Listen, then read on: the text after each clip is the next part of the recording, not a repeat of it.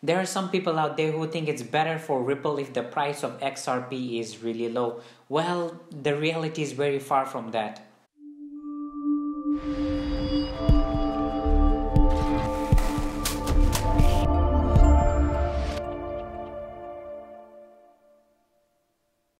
Hello guys, this is Farhan Hussain and welcome to another video. Before diving into my main topic today, let me just give you a quick update on what happened from my last video. I mentioned that there was a big rumor going on that XRP was going to be listed on Coinbase. Because of that, you saw the price of XRP increase by more than 10%. Well, it actually didn't happen as I told you in my video. In fact, Coinbase actually tweeted out saying, our January 4th, 2018 statement continues to stand. We have made no decision to add additional assets to either GDAX or Coinbase.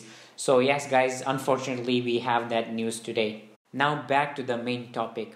I have seen and read a lot about why the price of XRP needs to stay low for it to be a good incentive for financial institutions to start using XRP. And a lot of people also think that if the price of XRP is low, the adoption rate of XRP would also increase.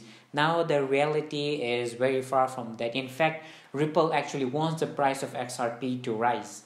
To some of you, this might sound crazy that the price of XRP needs to stay low. But in fact, there are a lot of people out there who think otherwise. And this video is kind of to actually address to them and to talk to them and explain it why the price of XRP needs to go higher. So more and more financial institutions and other people can start using Ripple XRP. Most of the reasons that I will be giving today actually come from David Schwartz, who is the chief cryptographer at Ripple. So let's begin with the first reason. The first reason is that a low price actually discourages financial institutions to use XRP as a currency because it correlates to a lower liquidity, and banks and other financial institutions don't like lower liquidity. Let me give you an example of that. Let's assume the price of Bitcoin was $1 and you had to purchase a house using Bitcoins. Imagine the amount of Bitcoins you would need, right? That's a lot.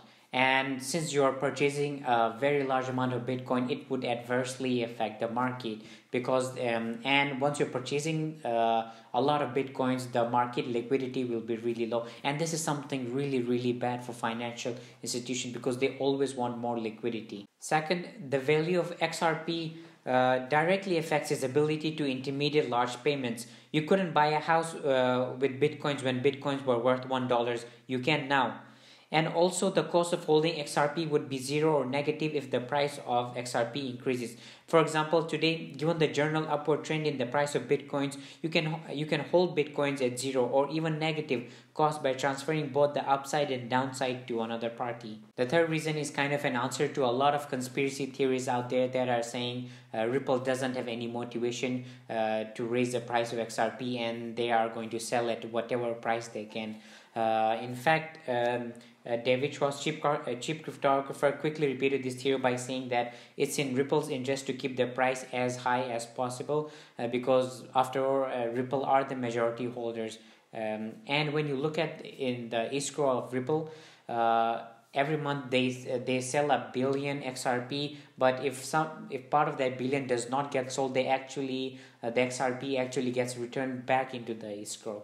Well guys, those were the 3 reasons on why the price of XRP needs to stay high, not just for the obvious reason, which is to make a lot of money for you, but also it's a very big incentive for financial institutions as well as Ripple if the price of XRP is really high.